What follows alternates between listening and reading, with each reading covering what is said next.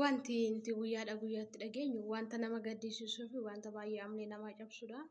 Egaa mucoo kanarraa suuraa irratti akka argaa jirtan kana mucoo kun eengaddaa laayivii irra jirtidhani. Eengadda galgala laayivii irra jirti.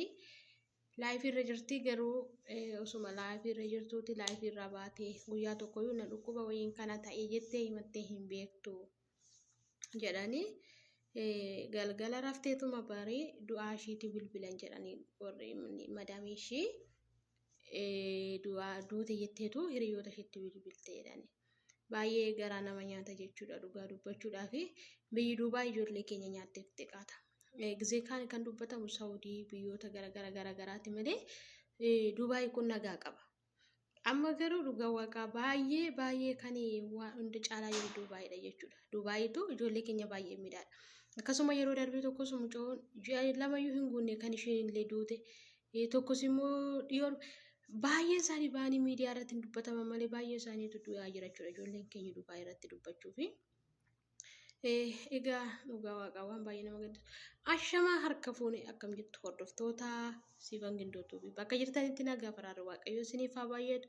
Warri chaanaalii kanaaf haaraa taatan like subscribe gochuun na jajjabeessaa isiniin jedha. Warri maatii koo akkuma kaleessa koomentii like na gootan har'as itti hafuuf galata guddaa na biraa qabdu. Tole egaa har'a immoo viidiyoo biraatti walitti deebinee jirra. Hamma dhuma sagantaa keenyaatti na hordofaa isiniin jedha. Tole taatee kaleessa eengaddaa guyyaa eengaddaa ta'ee mucoon asirratti mul'achaa jirtu kun jechuudha. Akkuma nama tokko hojjetachuuf jireenya ishee fooyyeffachuuf hiyyummaa mo'achuuf jechuudha kan ishiin biyya Duubaay deemte. Haa ta'uyyuu malee mucaan kun eengaddaa galgalaa laayivii irra jirti jedha. Laayivii irraa nagaadhuma ishee jirti. Nagaadhuma ishee jirti.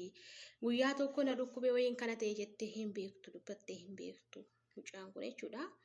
Galgala laayivii dhumarraa nagaan baatee ganama duute jedhanii jetteetu madaamii ishee jechuudha. Bilbila ishee keessaa bilbila hiriyaa ishee fudhatteetu bilbilteeni.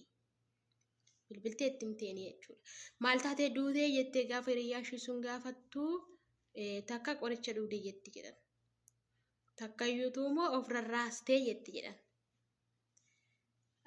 Egaa akka qorannoon bira gahametti immoo wanta biraadha jechaa jiru garuu egaa mucayittiin nama waan qabdedhanii nama Duubaay keessaa maqaayuudhaanii turanii sababii nama qabduuf akkasuma reeffa ishee ho'aatti dhaqan jedhan.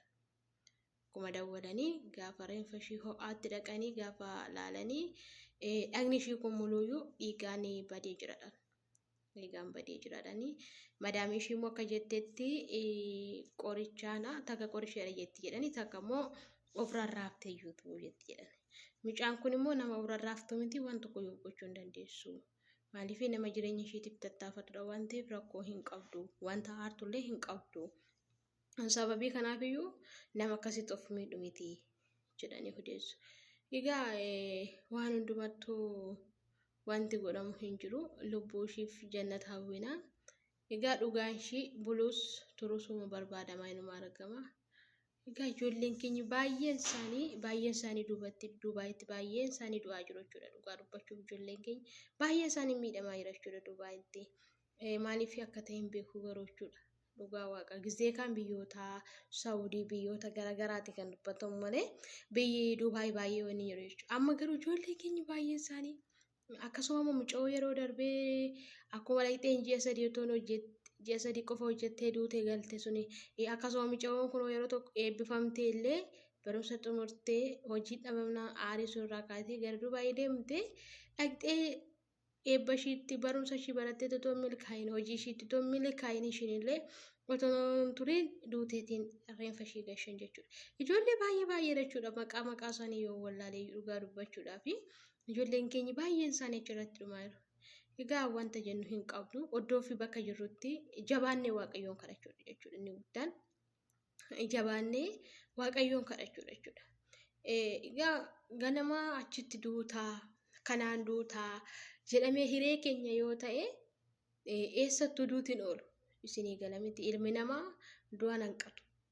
Garuu xiqqoo ishii kan namatti dhagahamu osoo biyya kanatti haadha kee fi abbaa kee dheebottu haadha koo fi abbaa koo yoo mana argaa haadha koo fi abbaa koo kamittan jijjiira ammame baay'ee keenya dhugaa dubbachuuf waa'ee keenyaaf kan yaadnu tokkollee hin jirru jechuudha. Amma soo dhukkubsannee dhukkuba keenyaaf an dhukkubsadheera jedhee kan mataa dhukkuba kootiif kan yaadu hin jiru.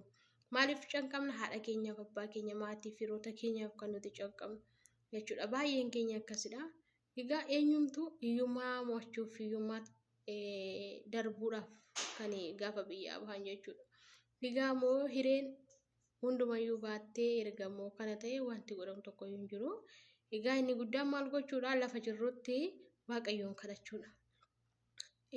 Dursa waan nuti beekuu qabnu yoo ofiif taane yoo isiniin jedhu yoo ofiif jiraanne namaaf darbinee ta'a. Yoo ofiif jiraanne maatii keenyaaf haadha keenya abbaa keenyaaf ta'uu dandeenya. Ofiif hin taanu taanaan wayin ofii keenyaaf hin jiraannu taanaan homaa gatii hin qabu jechuudha. Sababii kanaafuu dursa ofii keenyaaf ta'uu qaba. Ofiif kadhachuu qabna. Yaa waaqayyo sana nagaan nabaaf ta'e nagaan nagashi maatii kooti jechuu qabna. Kanaaf dursinee waaqayyoon ofiif haa kadhannu. Bakka jirtanitti obboloota koo warri sagalee kana dhaga'aa jirtanii hunda dursaa jabaadha waaqayyoon kadhadhaa. Waaqayyoon kadhadhaa.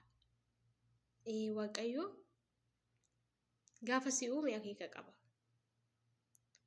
Wanti hundumtuus yeroo qaba. Jedha akkuma dubbii sagalee isaa jedhutti jechuudha. Ammas fedha saataanaa wanti hundumtuu ta'ee egaa maal jechuu hin dandeenyu. Garuu carraa hiree ijoollee biyya Arabaa kanatu baay'ee nama gaddisiisa. Dhugaa waaqayyo dubbachuuf baay'ee gariin harka namaatiin du'u, gariin dhukkubsatanii du'u, gariin qorichaan du'u. Waa meeqatu jira dhugaa waaqayyo.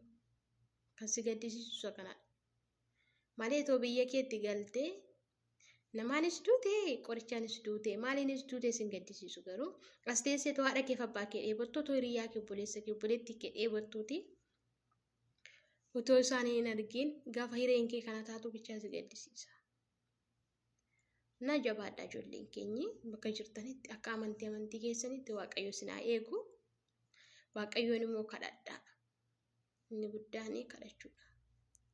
Saatii ofii osuma hojiin baay'atu osuma daddarbaan mana golaa namaa osuma baay'atu beekamaadha akka baay'atu. Osuma baay'atuuti jabaannee waaqayyoon kadhachuu qabna. Dhugaa dubbachuuf biyya kana keessatti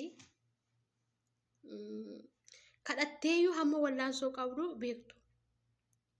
Osoo kadhattuuyyuu wallaansoo guddaan akka jiru. Garuu osoon kadhatiin dhiistee waan hin taane keessa galuu kee mannaati. Otoo kadhattuuti wallaansicha danda'u sii wayya. Dhugaa dubbachuuf. Kanaaf jabaadhaa ijoolleen keenyi kadhadhaa. Waaqayyoon kadhadhaa. Akka amantii keenyaatti haa kadhannu. Obboloota keenyaaf haa kadhannu. Maatii keenyaaf firoota keenyaaf haa kadhannu. Kanaaf kana isiniin jechuun barbaada. Egaa homaa miti wanti hundumtu. Ganamuma waaqayyootu hiree ganama kanaan cabseef. Osoo qorichas ta'ee haadas ta'ee waan barbaade osoo ta'e jechuudha. Mucaa kanaanii hinduutu osoo jedhee waaqayyoo guyyaa ishee miti osoo ta'e raatee jechuudha. Waan barbaade osoo ta'e hinduutu mucaa. Bakka walumaa galatti hiree isheeti. Hiree isheeti. Kanaan duutaa isheeti. Waaqayyo akka waan hunda gochuu hin danda'a. Alaazariin du'aa boolla keessa bule du'aa guyyaa 4 kaase.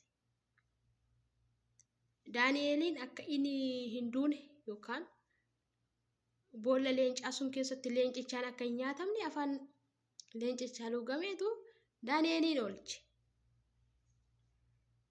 Kanaaf maal isin jechuu barbaade seete waaqayyo keenya danda'aadha garuu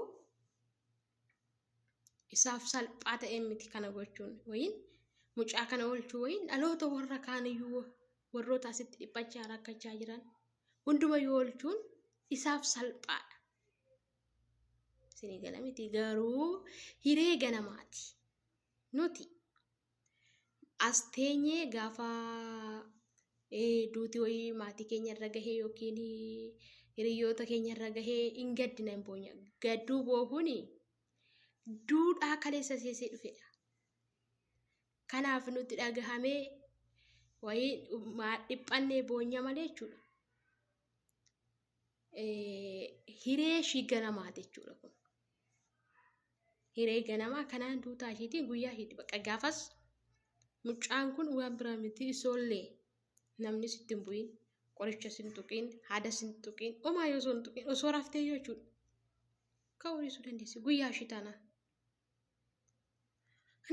Kanaafuu obboloota koo jabaadhaa. Keessattuu ijoollonni gola ormaa jirtan jirra soo jennu dhabamna. Kaanee ka'uu dadhabna maaliif bakki nuti jirrullee murteessaadha. Maalumti nagaadha jennee haasawnu ijoo nagaan hin jiru. Baay'ee nama gaddisiisa garuu dhugaa dubbachuun baay'ee maaliif akka ta'e hin beeku. Kanaaf obboloota koo bilis jabaadhaa waaqayyoon kadhadhaa isiniin nan jedha. Bakka jirtanitti immoo waaqayyoon koo isin haa tiksu inni guddaan isadha. Dabarsee amaatti isin hin laatiin nun laatiin nu haa eegu'in.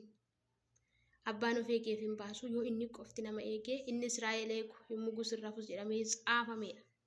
Sababii kanaaf nagaan koo isiniif haa ta'u waan dhaggeeffattaniif immoo galatoomaa laayik, sabskiraayib, sheer godhaa.